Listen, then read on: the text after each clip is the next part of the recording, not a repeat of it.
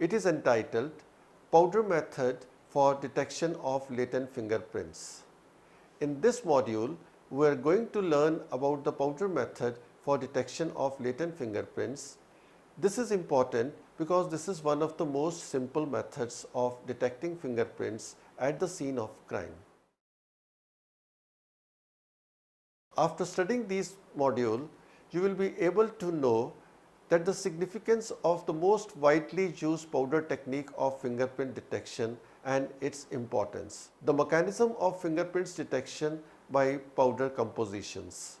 The broad classification of powders used in detection of fingerprints. We now come to the introduction. The powder method for identifying latent fingerprints includes the application of a finely divided formulation to the finger mark impression, usually by a camel hair brush. The powder gets involuntarily stick to the sweat residue, signifying the ridge pattern. The furrows, which do not have fingerprint residue, will not stick the powder on itself. The final result is that the powder combination sticks to the ridges but is effortlessly blown off the grooves. As the powder is usually colored, the ridge pattern turns out to be noticeable and the latent fingerprint is known to be developed. Historical. The use of fingerprint powders times back to the last era of 19th century. Sir Edward Richard Henry, who devised the fingerprint grouping formula, suggested the use of mercury composed and graphite based powders. The previous formulation, known as hydrargyrum cum creta, was consisting of 1 part of mercury and 2 parts of chalk by weight. The powder was suitable for non-absorbent surface like glass and dark painted or lacquered utilities for mounting latent prints. However, the formulation was withdrawn in 1967 since the mercury contained may be a health hazard. Moreover, it was ineffective for evolving prints on gold ornaments, as mercury reacted with gold and stained its surface. The graphite composed powder was really useful for mounting imprints on silver painted objects, but this powder was inhibited as it was untidy to use, chiefly if the examination was to be carried out in open and a high wind was blowing. Next is mechanism of technique, the application of finely distributed material and the subsequent elimination of the extra powder by brushing, blowing, or tapping has been the universal technique of increasing fingerprints on non-absorbent surfaces as the early times of fingerprint technology. The technology lies on the power-driven adherence of fingerprint powder to the moisture and oily substances of the skin ridge deposit. The adhesion of powder formulation to fingerprint residue is governed by the pressure deficit mechanism. If a powder particle is soaked only on its lower side by the sweat deposition, then owed to the arc of meniscus, there will be a pressure deficit inside the droplet, causing the particulate to adhere. The major role in adhesion is of electrostatic attraction between the sweat residue and the powder particles, resultant due to frictional charges, albeit a minor one. The efficiency depends upon size and shape of the particles with which the powder adheres to the ridges that compose the formulation. Small, fine particles adhere more easily than large quartz ones. Consequently, most formulations are composed either tiny rounded particles about 1 micrometer in diameter or of fine flake particles about 10 micrometers in diameter. Of late, nanoparticle size powder compositions have proved to be very effective in lifting fingerprints. A sample fingerprint developed with the aid of a nanoparticle based composition incorporating crystal violet stain is depicted. As the age of the fingerprint residue increases the moisture, thus it leaves the deposition more viscous components which incline to evaporate. The similar phenomenon is seen in warm climates. Hence, aged prints in tropical climates are comparatively problematic to progress by powder technique. The drying rate, though, is not dependent on the relative humidity, representing that the sweat residue has low water content adjacent the surface. Next is color selection. Black is by far the most commonly used latent print powder color. Black powder is manufactured from a variety of carbon-based powders with a binder added for stability. This carbon-based powder readily adheres to the oily residues generated by contact from fingers and other body parts. Black powders are easy to apply to many surface types, porous and non-porous alike. Because of its versatility, black powder is the workhorse of latent print processing. Before these powders advanced through further scientific development, there were few other colors available. Black and aluminum were both powders of choice, but black was by far the most popular. Regardless of the surface type or color, black powder was spread and prints were developed. Examiners would then use a very bright light source to visualize the prints, especially on darker colors that lacked contrast. The developed prints were of exceptional quality. The only problem was that they simply could not be readily seen. The convention today is to use a powder color that provides a visual contrast to the surface being processed. Dark surface is equals to light powder and light surface is equals to dark powder.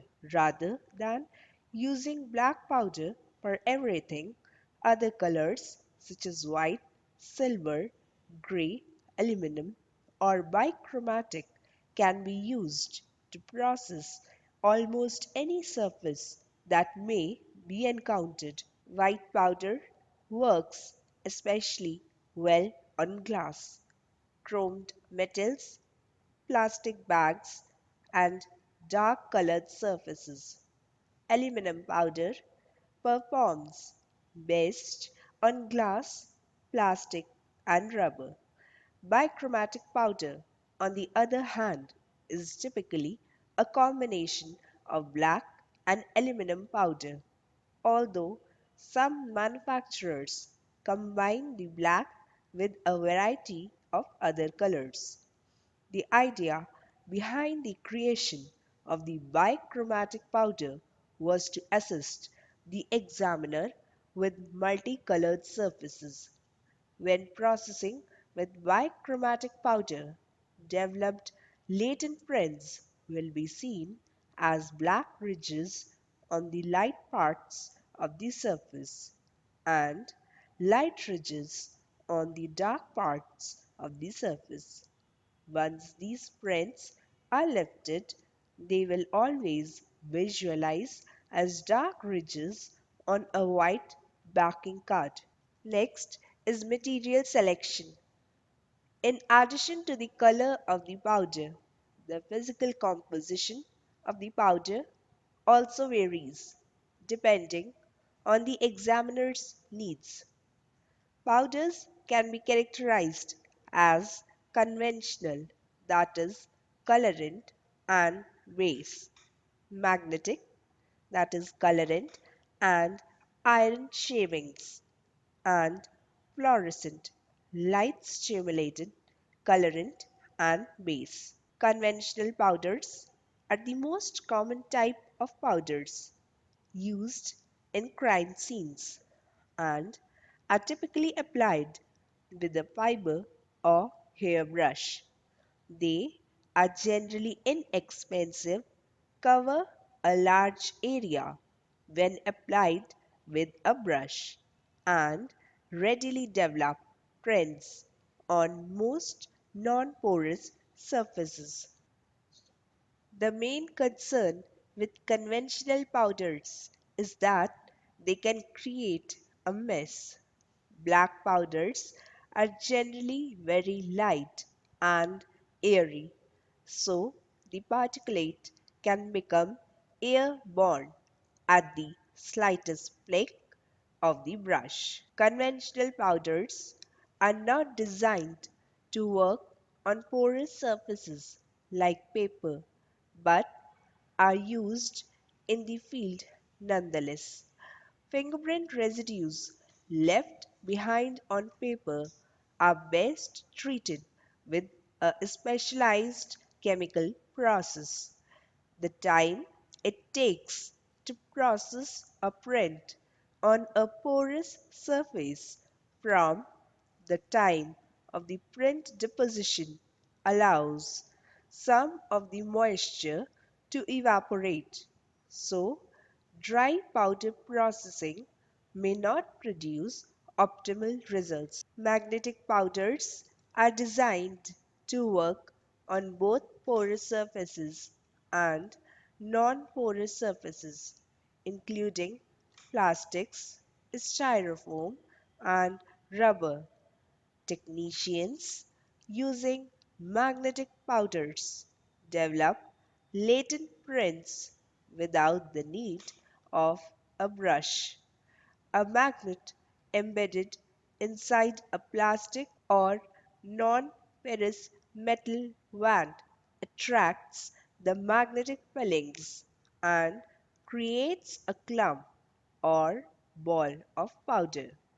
Wrapped around each of the iron fillings is the colorant. The iron fillings then rub over the surface, depositing the colorant where it comes into contact with the oily residues. This process develops the image with little or no abrasive contact with the residues, unlike using fiber or hair brushes. Magnetic wands can be used in many situations. However, upside down processing does pose a unique problem. The magnet does a fine job of managing the powder when the wand is held in a normal magnet down position, but loses its effectiveness when used upside down. Magnetic powder is easy to clean as a surface is processed. Small bits of the iron fillings will dislodge from the band and remain on a horizontal surface. To clean up these bits, simply pass the wand over the fillings to collect for reuse or deposit them back into the jar.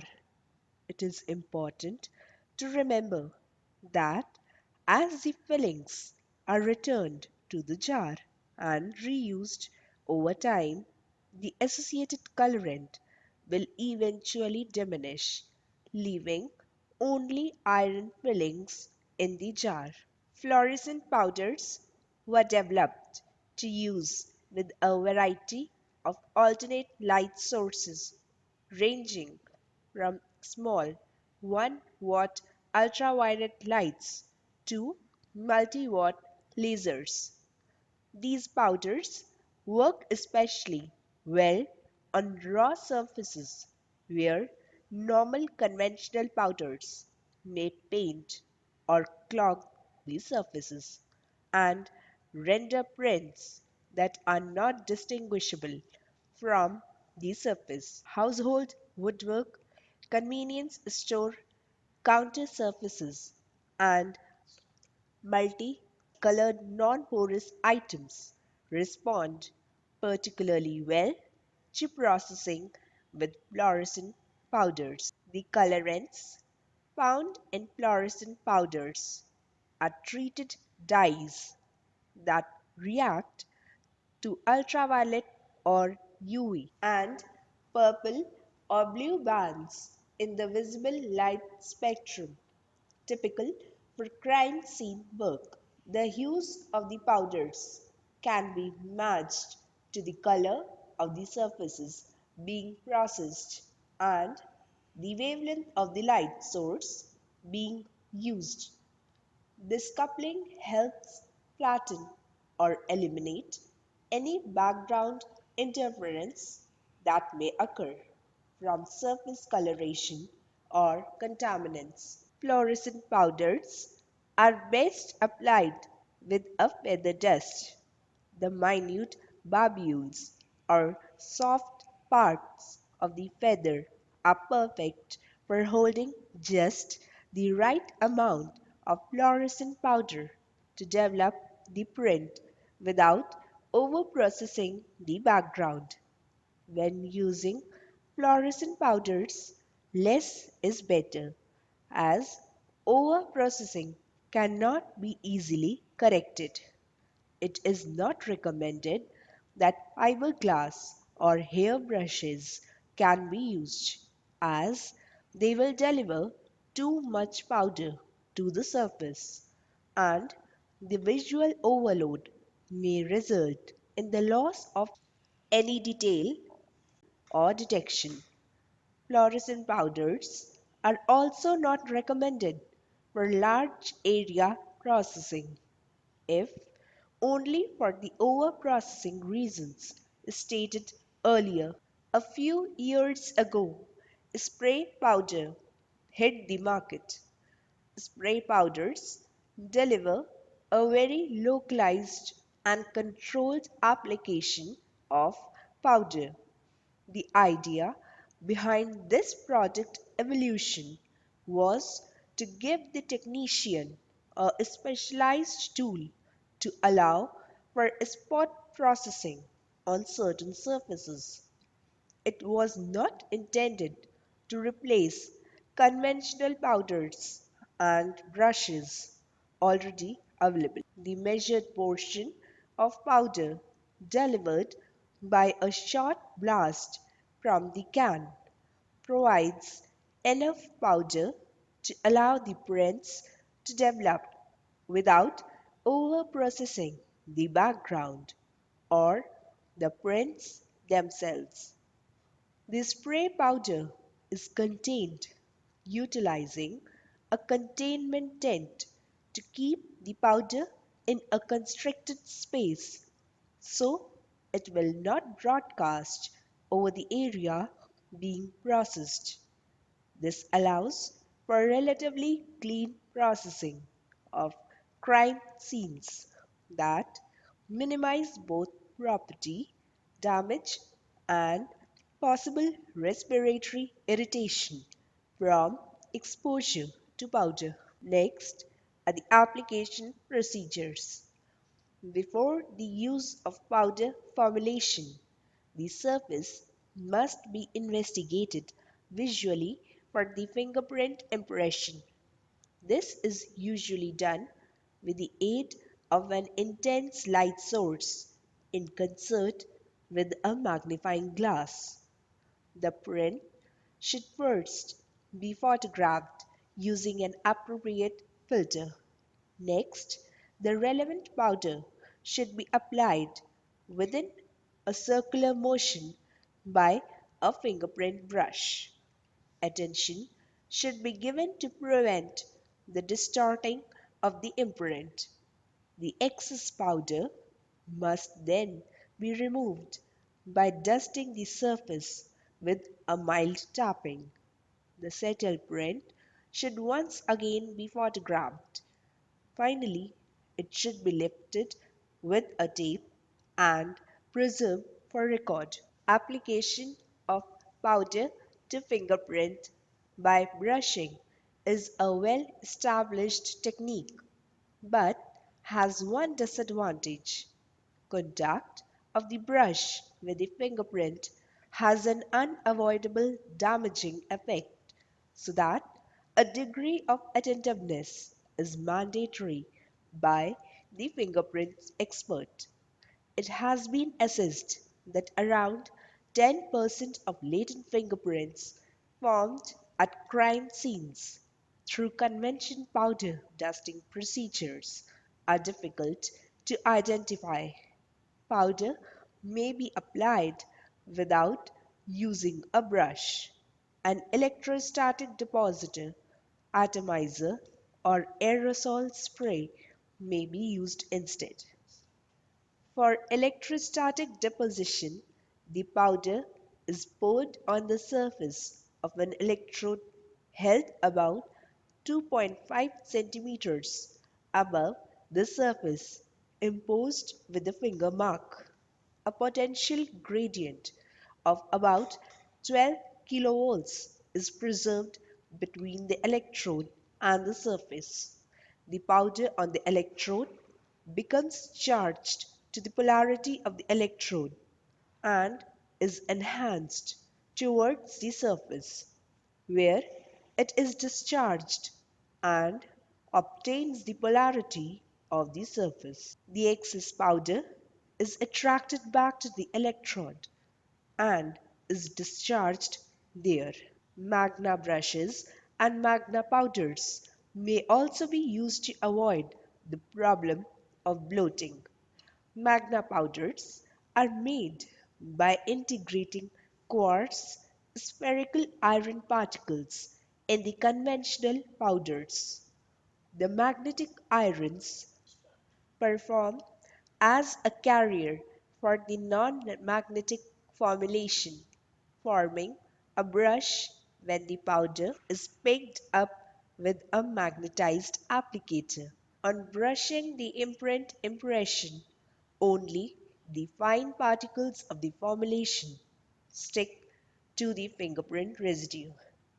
Once the print has been made, the excess powder can be removed from the applicator by removing the magnetized steel rod. The magna powder may be switched by magnetic flake particles to enhance the performance of magnetic applicators.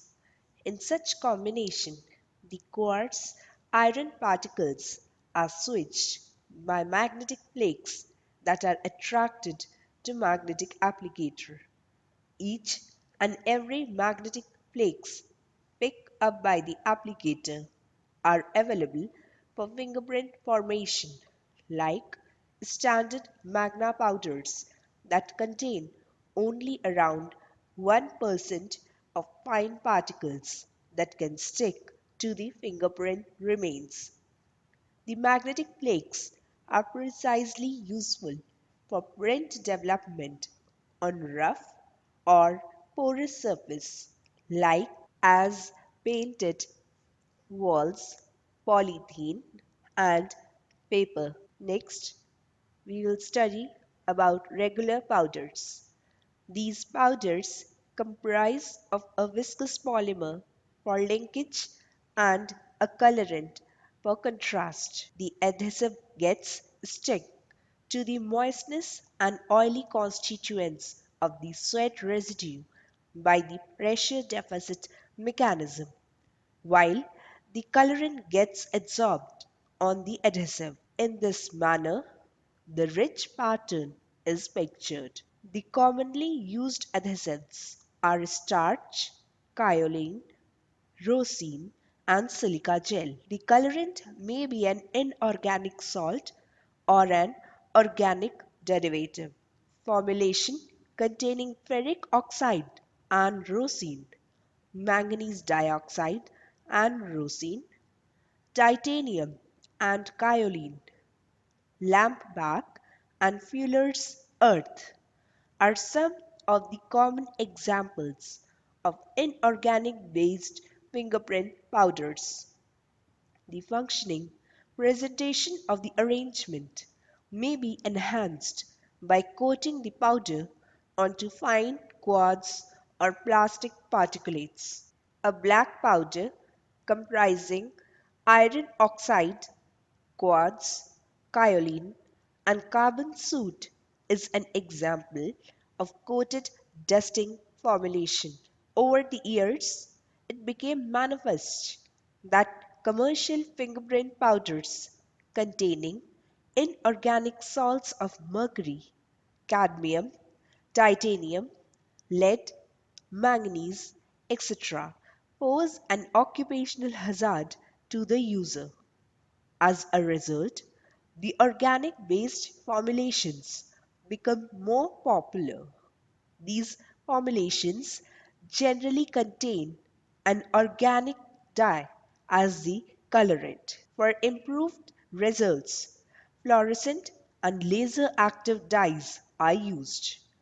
Formulation containing fluorescein, eosine Y, and rhodamine B are some of the common examples of organic grounded fingerprint powders. Metallic powders. Powder formulations have been in use for a significant time, comprising meshed metals. Their benefit is that they have good shelf lives as compared to the organic based powders. Their weaknesses is that the metallic components elicit toxic effects to the handlers. Silver powder containing aluminum flake and quartz powder, gold powder containing bronze flake and powdered quartz, and gray powder containing meshed aluminum and kaolin are some of the examples of metallic dusting compositions.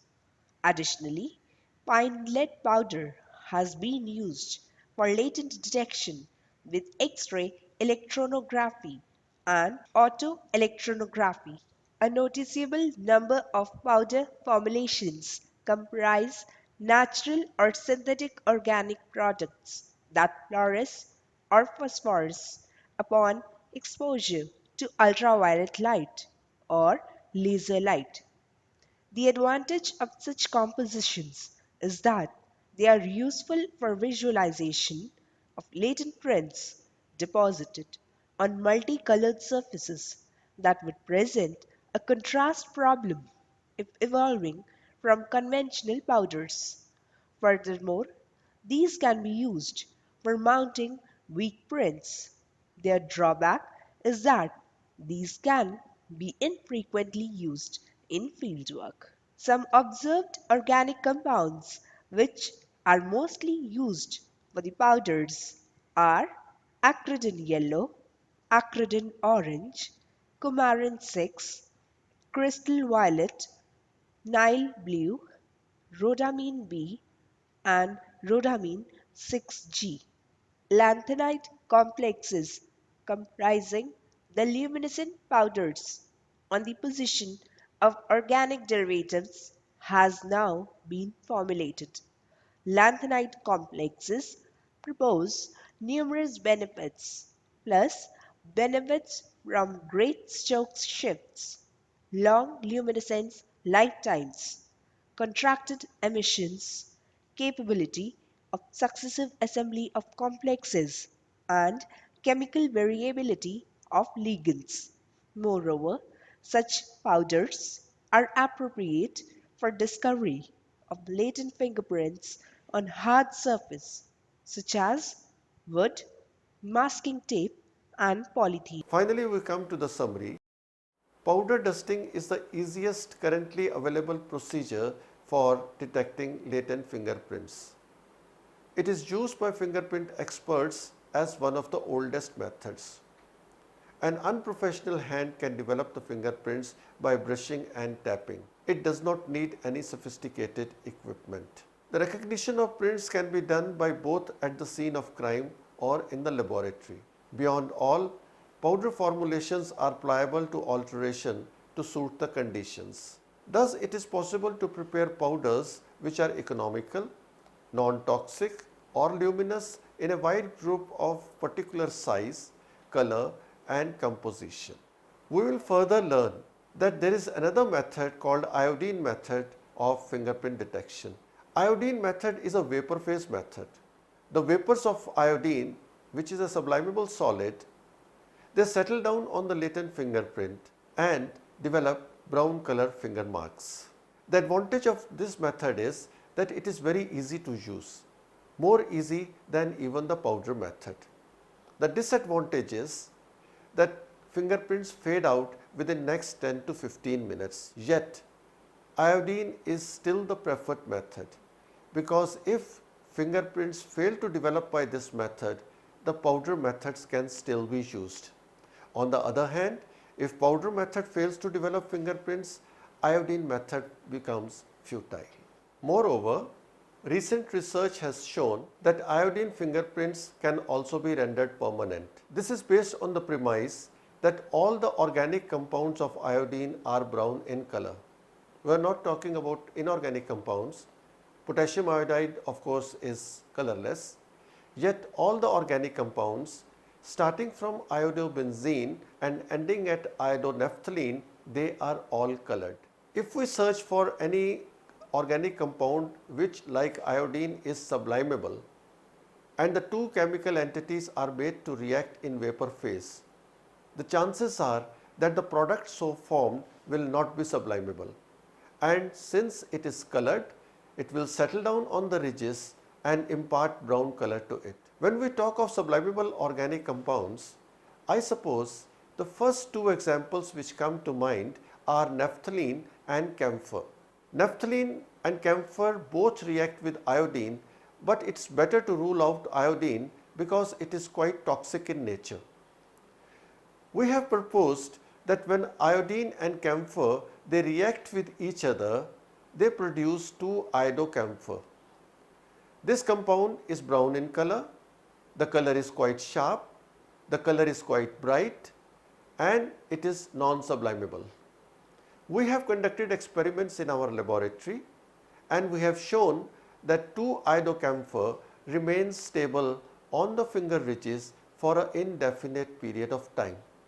That is to say that the iodine developed fingerprints do not fade out with time and can be made permanent.